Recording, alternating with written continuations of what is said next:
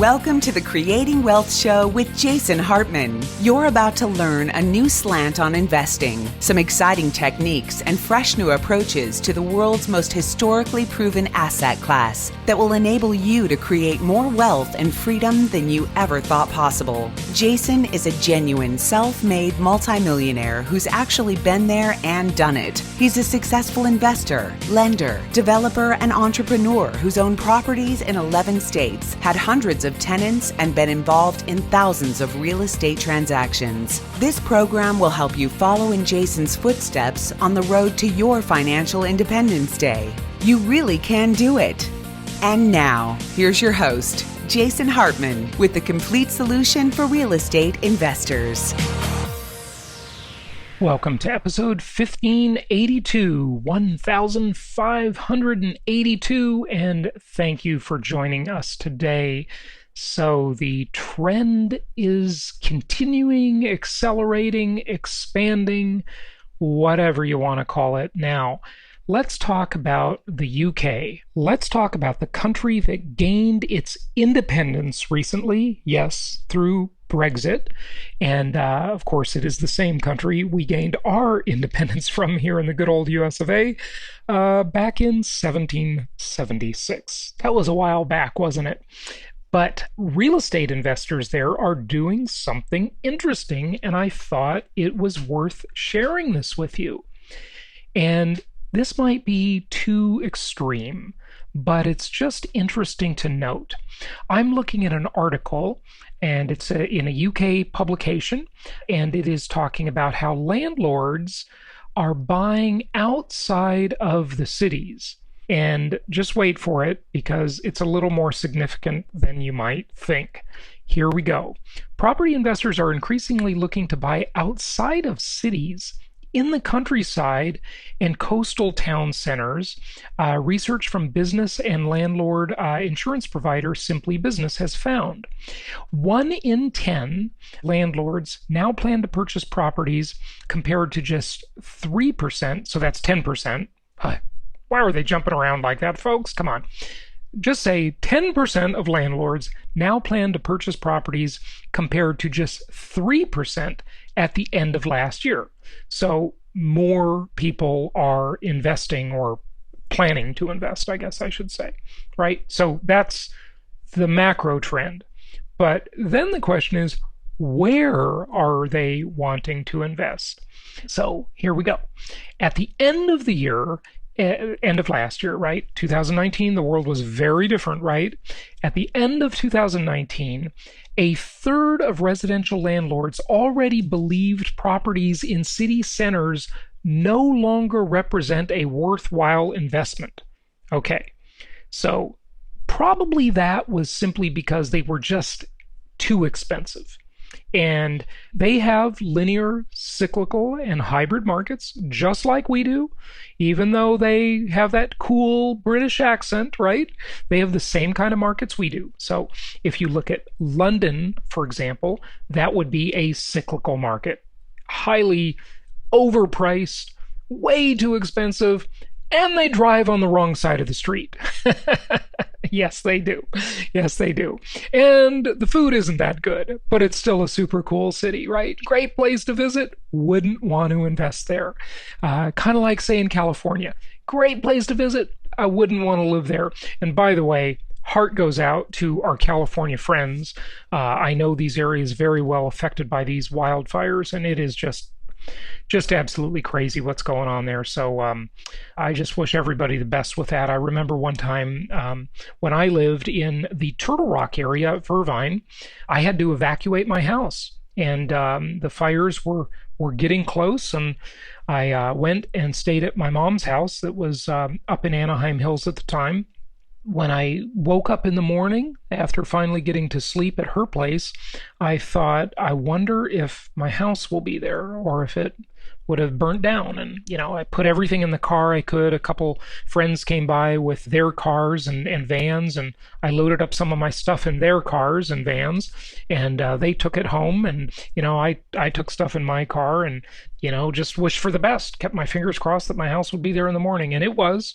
Let me tell you, coming back to that house in the morning was a surreal experience. It was like being on Mars. The sky was so orange, and there was soot and ash all over the plants and the concrete outside and everything. And fortunately, the firefighters were able to keep the flames away. But there are definitely a lot of people that are going to be affected by this one because it's big. And frankly, I don't know the details. I haven't had time to keep up on it.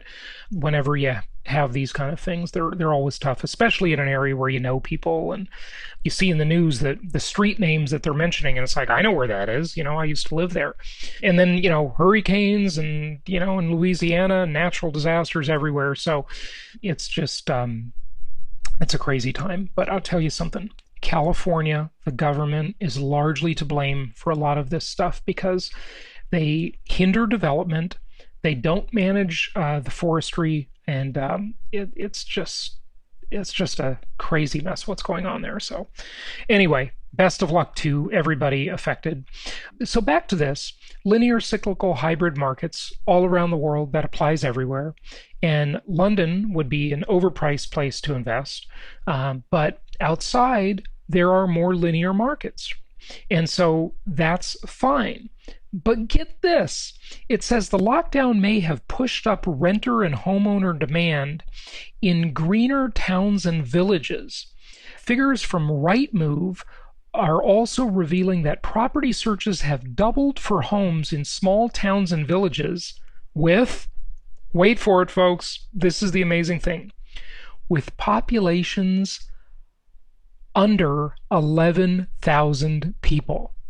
Now, I wouldn't go that far, okay?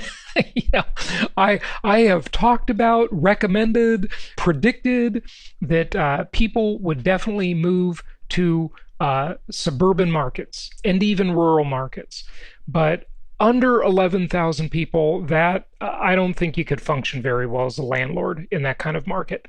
Part of the problem, of course, is finding a team, people to do maintenance work, a property manager. If you want to have a property manager, there just wouldn't be enough resources in a place like that. And the same goes in foreign countries when a lot of people consider international investing. The same is true with those markets because there's just not enough resources in many of these markets.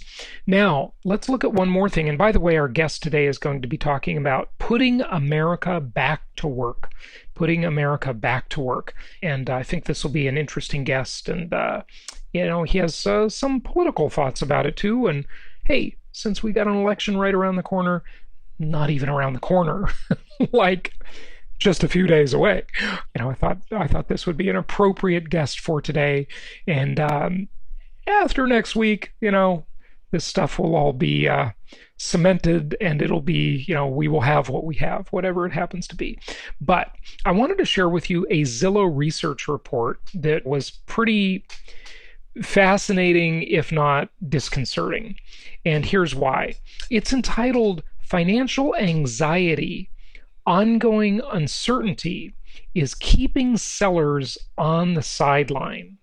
See, one of the reasons, there are many reasons we have this severe inventory shortage right now, but one of them is simply that the home is the center of the universe, as I've said and really predicted back in February.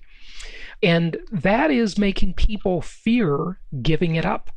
So as we know, and have talked about in prior episodes, people, just a part of human psychology that is comes from the old world we lived in, throughout history, that had scarce resources, unlike the world today, where people would really cling to those resources. They would do a lot more to protect what they have than they would to seek the opportunity to gain something new. And as such, that's the way people are being with their homes now. They don't want to let them go. So this article says about a third of homeowners who are considering selling in the next 3 years cite life being too uncertain right now and financial uncertainty as reasons they aren't selling. Nearly 40% of those potential sellers say they anticipate higher sales prices if they wait. By the way, they're right, okay? At least for the foreseeable future.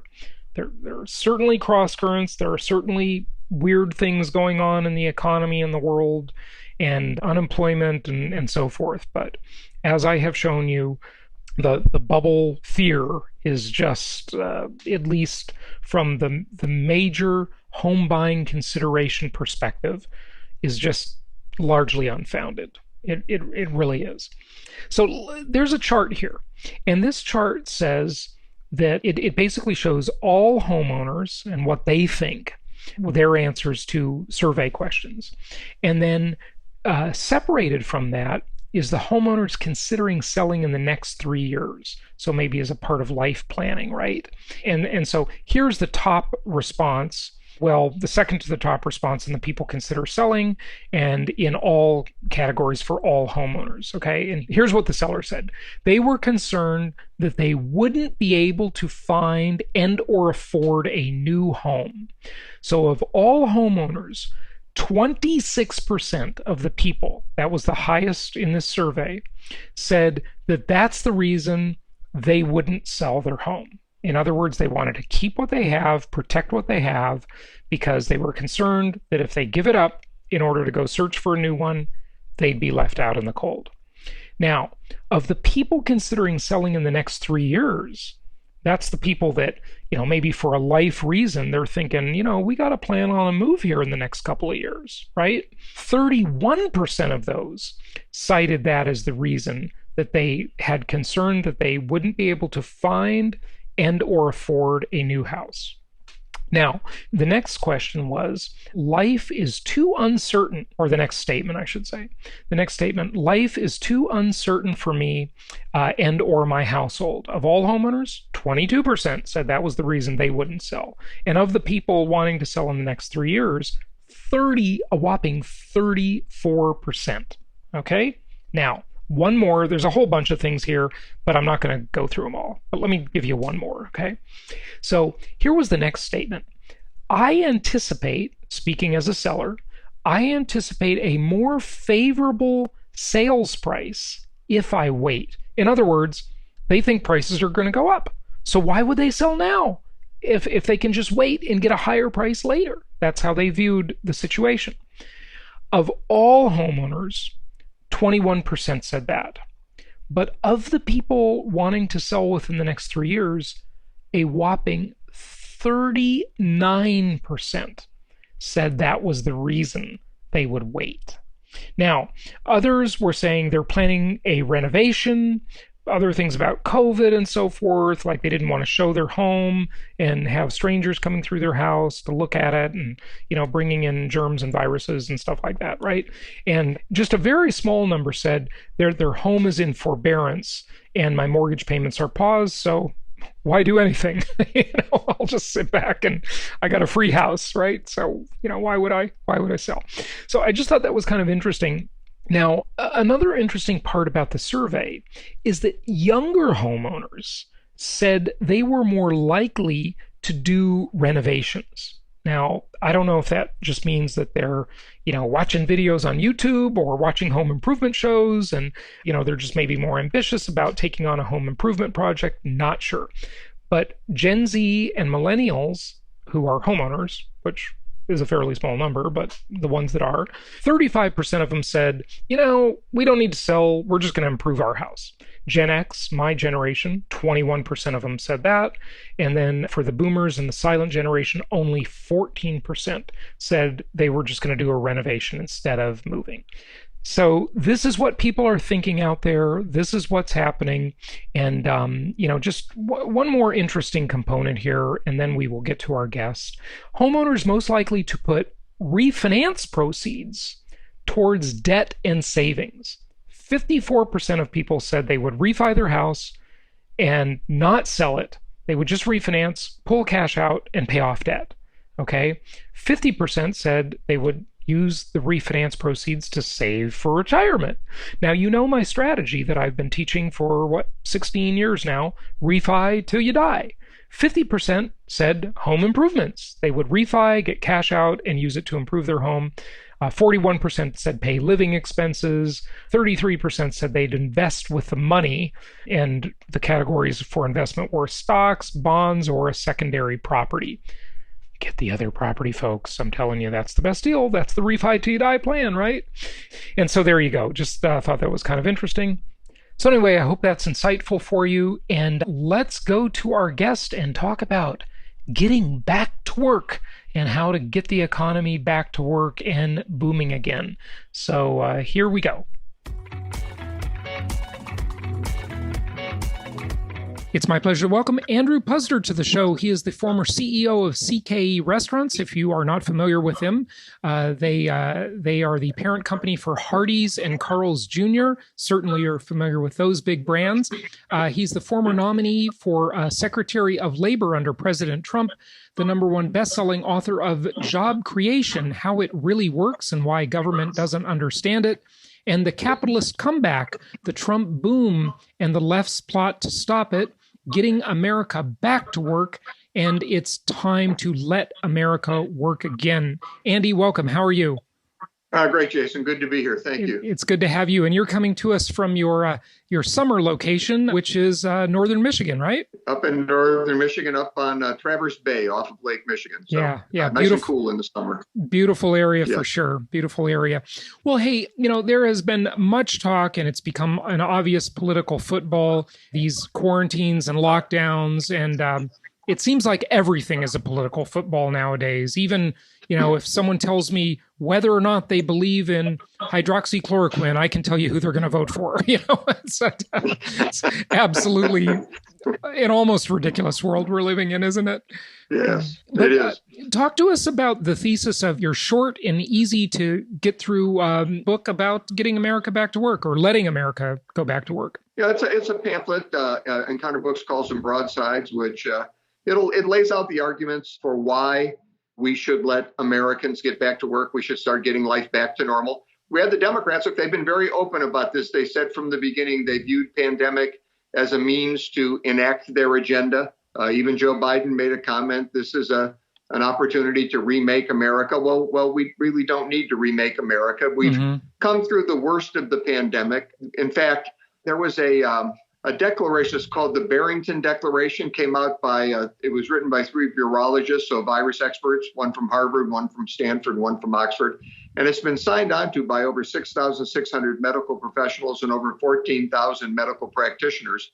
And it says, look, these lockdowns are a bad idea. They hurt people. They hurt poor people. They cause more harm than they do good. The World Health Organization just came out last week and said the same things. Don't lock your economies down. We're creating starvation across the world. We're really doing great harm to people. This is not helping. People aren't getting the medical care that they need. And, the CDC came out about 2 weeks ago and said survivability rates, I'll tell you quickly, I don't want to bury in numbers, but if you're from birth to 19, your chances of surviving COVID, if you get it, are 99.997%.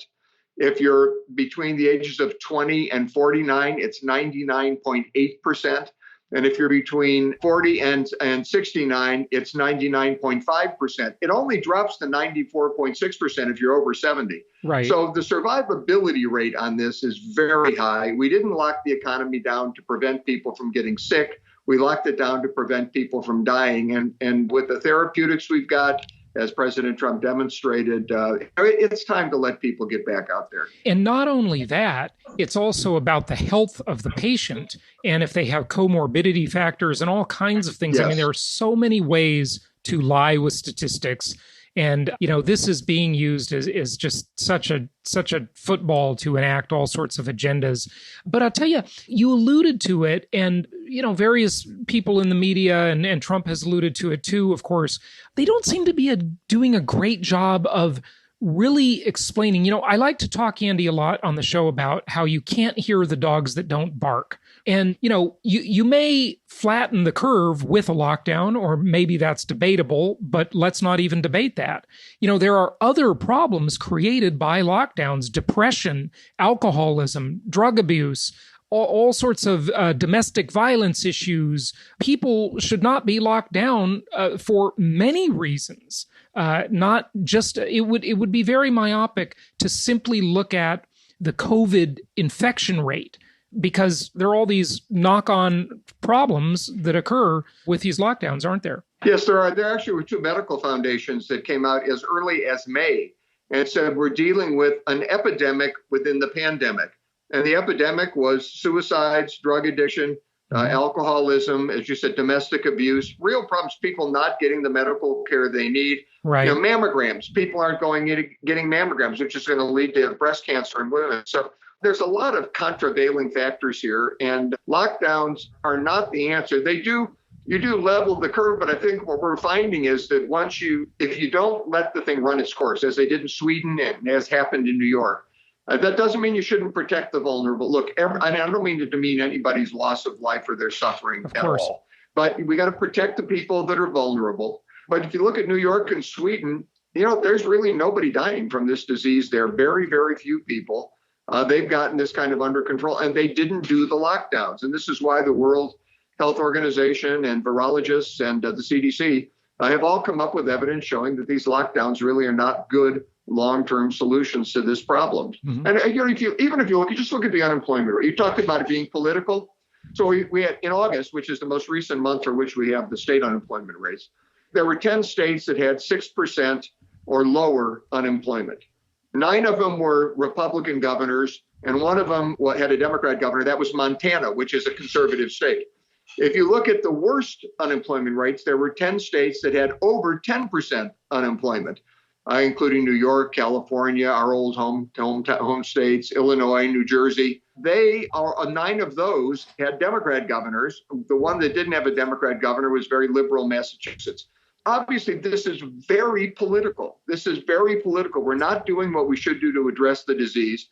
The arguments for what we should do are in the booklet. It's time to let America work again. We're putting politics where we shouldn't put it. No, it's not about people's health and caring. And it's amazing how the script has flipped. I look at that on the left side of the spectrum, and if Trump does one thing or says one thing, they're all upset about it. Oh, people are going to die, blah, blah, blah. And then if he does the opposite thing later and changes his mind, they're all upset about that. It's like, how can you win? You cannot win. Well, opening schools is a perfect example for that. Everybody was for opening schools. So, the left-leaning states, everybody was talking about we have to open schools. Trump came out and said, we should open the schools. And all of a sudden, all the Democrats were afraid the kids were going to die. They were going to be lined up like cordwood in the halls. But the fact of the matter is that this disease really doesn't affect kids. Very, very rare. Well, they'll suffer serious consequences from the disease. So the president's son, Barron, just had this disease and recovered from it. Yeah. Now there is a danger with big families that they'll infect older members of the family. And again, we do have to protect those people. Right. But the risk to children from going to the big risk is that they don't go to school, not that they do go to school. And it's just like anything else in life. We protect the vulnerable because we're a good society. It doesn't mean you make this blanket rule. I mean, it's the idea of you help an old lady across the street because she's vulnerable. So yes. No one's saying we shouldn't help the vulnerable, but it doesn't mean it should be this blanket solution, if you will. I'd like to ask you a little bit about some of your other work and your experience, running CKE and so forth, if we could touch on that for just a moment. Sure. One of the things I did not know until we talked just before we started recording today is that you moved the company out of Southern California. We both are, lived in Southern California, and, CKE was based in Anaheim. I was in Irvine, Newport Beach. You probably lived in the same areas, I'm guessing. And I remember Carl Karcher used to dine at the Pacific Club. I was a member there years ago, and you would go there too. And I did not know you moved the company to Tennessee in 2016. Tell us about that. Well, when Jerry Brown won his second term, we knew the taxes were going up. We knew that there were going to be these horrific regulatory burdens that they were putting on people. And I think, I should point out the important thing with respect to California was it was meaningful that we moved the corporate headquarters, and that's about 150 jobs. But the fact of the matter is that 5 years before that, we stopped building restaurants in California. And that's where you really create a lot of jobs. I mean, at one point in California, we had 20,000 employees between the company and our franchisees. But as a company, we stopped building. Now, the franchisees kept building restaurants. Yeah, right. But as a company, and we owned about half of them, we stopped because the regulatory burdens when it came to building restaurants were so horrific, it just didn't make any sense. We ended up moving the whole company out of the state. It's funny, when Jerry Brown was elected, I called the executives, my executive team in, which was about 8-9 people. And I said, look, ladies and gentlemen, I think we need to move. I think we need to get out of California. And I expected everybody to go. We lived at that. I had moved the company, the headquarters from Anaheim to Carpinteria, California, which is right outside of Santa Barbara. We all lived in Santa Barbara. I lived in Montecito, which is, just a beautiful place to live. Oh, sure. Oprah lives there. And I think it's a wonderful place. Yep. But I called everybody in. I thought they were going to go nuts. And everybody except for one guy, everybody said, we're in. Let's go. When do we leave? Right. Well, because they experienced the same thing you did at a corporate level at CKE. They experienced that same thing at a household, a family level, and an individual level. What I noticed in California, and I really wanted to move for about 15 years, probably from 1995 until I finally left in 2011. And what I realized is that you just don't want to live under a government that is desperate and broke, because they become predatory on their citizens. And so all kinds of little ways that, people don't really talk much about, it never makes it to the media, the cost of a parking ticket, the cost of a speeding ticket, the cost of your car registration, all of these you got to do the smog check on your car every 2 years. And, it's like, I got a brand new car under a lease. Why do I have to do a smog check? I haven't modified it. It's like these absurd rules. And they just wear on people. They just cost them money all the time. I'll give you some examples in the business sector. During my time at CKE, we had restaurants in about 45 states and 40 foreign countries. Now, those foreign countries included Russia and China. How many units altogether between Hardee's and Carl's Jr. around the world? About 3,800 units worldwide. Okay. And it was easier to build and open a new restaurant in Novosibirsk, which is in Siberia, than it was to open one in Los Angeles. It was easier to open in Shanghai, China, than it was to open in Los Angeles or San Francisco. And you think China, a communist country, would be more difficult, but it's actually easier. No, it's we used to be on investor calls, and I'd be the one speaking. Investors would ask, why are your costs so high in California? I always say, well, welcome to the socialist state of California. I mean, that was where we were living. I find that when people ask me, why'd you move? I tell them I'm not a socialist. I couldn't live in a socialist state. I mean, one more Bernie Sanders bumper sticker, and I think I was going to have a heart attack. It just was politically, it was not a fun place to live. Right. Yeah, it's just the burden becomes just incredible. Can you cite any of those regulations? I mean, I can certainly give you examples, Sure. But why was it so difficult to just open a new restaurant? How did they make it difficult? Like, any specifics about that you can share? Well, most of the initial difficulties in opening would be zoning requirements.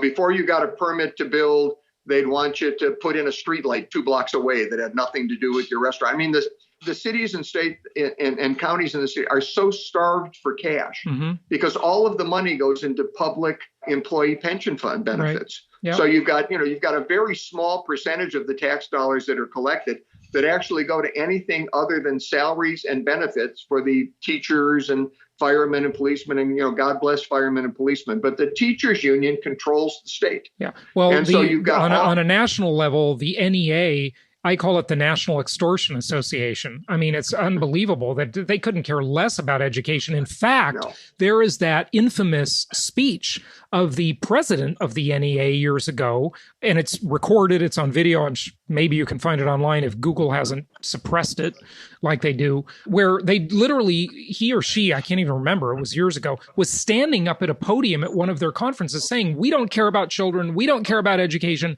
we care about ourselves. That was unbelievable, Well, they're now raising the, they passed Proposition 13 years ago, so you couldn't increase taxes once you bought a piece of property. Which, by the way, when Howard Jarvis did that in 1978, that was one of the things I've always theorized that really allowed California's property market to keep booming all those years. Yes. You take away Prop 13, and the real estate market is going to suffer greatly in California, beyond all of the other problems it has. But go ahead with what you're saying. And so this year they've got on the ballot, they're going to remove the Proposition 13 limit on commercial property.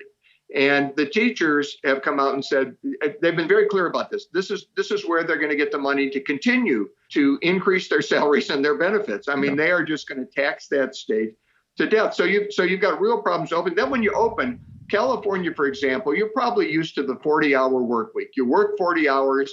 If you work 41 hours, you get an hour of overtime, which is time and a half.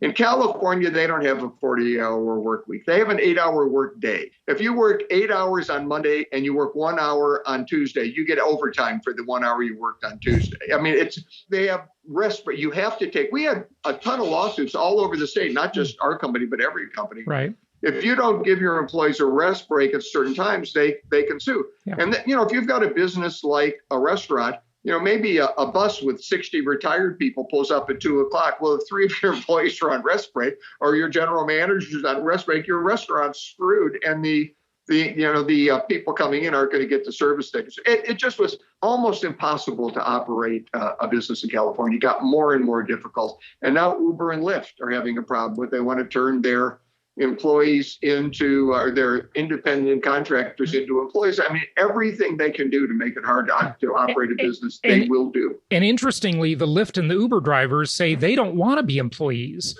They don't want to be cut out of the opportunity to go drive their cars and have flex time and do whatever they want, make their own hours. They don't want to be employees. The state is supposedly doing it for their good, but it's not for their good at all. John Stossel did a great piece on that. He's been on the show before. And, I'll tell you something else. You'll relate to this, Andy. I had a labor attorney that I hired years ago when I lived in Orange County. Her name was Nancy. And she said that her colleagues that work in Los Angeles, when they take an employer to court in LA, they call it the bank. That's what they call the courthouse in LA. They say, I'm going to the bank, because they know that the judges all view the companies as just evil, big, terrible companies, and they will always lose and the employee will always win, no matter how right or wrong anybody is. It's just the predisposition of the judges that they just are driving business away. And so they ultimately cause, unemployment. I mean, it's so counterproductive. And it wasn't just the judge. I was an attorney in California before I became CEO of this company. I was Carl Karcher's attorney. He was the founder. But it's also the juries. You go to Los Angeles County and you're trying a lawsuit. You're trying it to a bunch of juries who have been convinced that every business is bad. Every business wants to take advantage of people. Every business is evil. And it's very difficult to get a fair hearing for a business. So you end up settling a lot of cases you wouldn't otherwise settle. Right. So it's a cost of doing business when you're in California. It's extortion. Basically, extortion. It's basically extortion. So anything you want to say, Andy, about job creation, the capitalist comeback, your other two books, thank you for sharing that because that's, like inside information that people don't often hear what you just shared. So thank you for that. But anything else you want to tell listeners about the other two books, or these are all such important topics? I think probably the main thing right now with the election coming up is people should focus on where they want this economy to go. If you want to see the kind of year we had in 2019, where we had the lowest poverty rate going back 60 years, that's 10.5%. That's the lowest since 1959 when they started tracking the data. And the largest single year drop in the poverty rate And the highest increase in median family income, so family income went up more than it ever had gone up, to a new record high of $68,700. If you want to get back to those days, you really need to vote for Donald Trump, who will cut taxes, continue to reduce regulation, focus on domestic energy. We'll start operating under those renegotiated fairer trade agreements. If you vote for Joe Biden, understand and go to his website. You don't have to believe me on this. Every program this guy proposes, everything is huge government spending. Nothing in there is an incentive for private sector businesses to create jobs.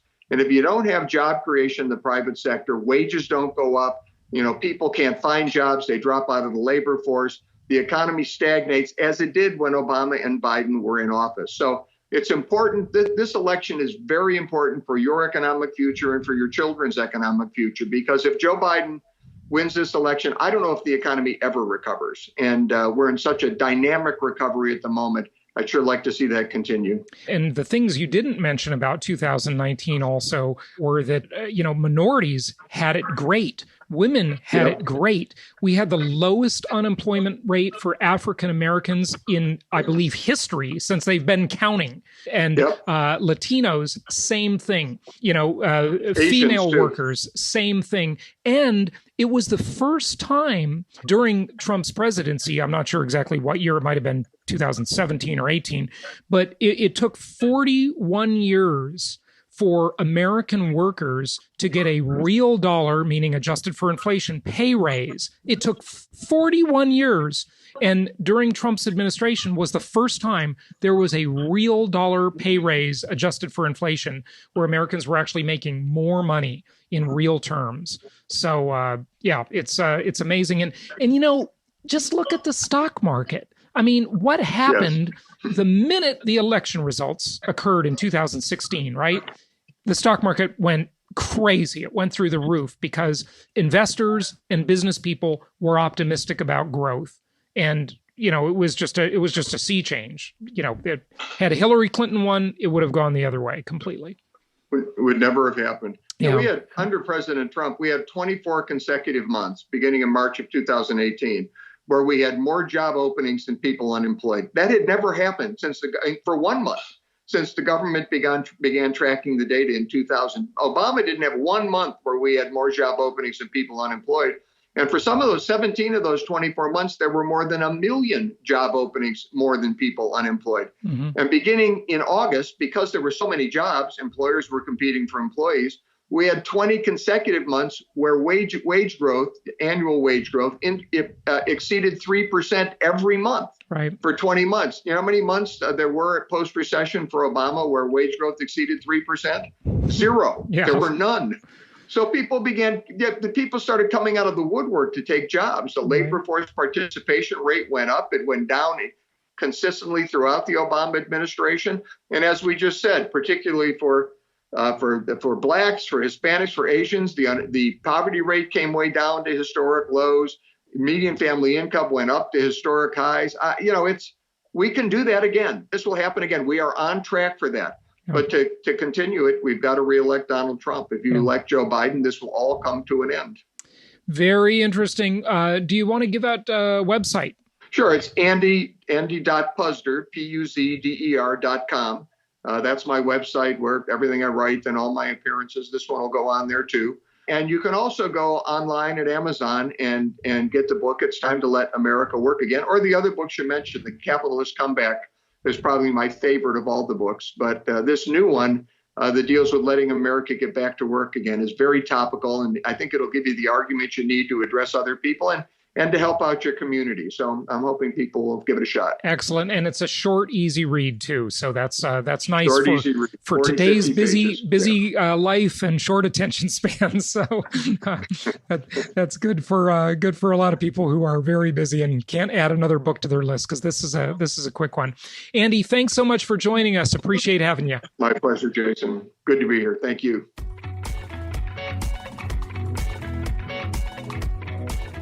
Thank you so much for listening. Please be sure to subscribe so that you don't miss any episodes. Be sure to check out the show's specific website and our general website, hartmanmedia.com, for appropriate disclaimers and terms of service.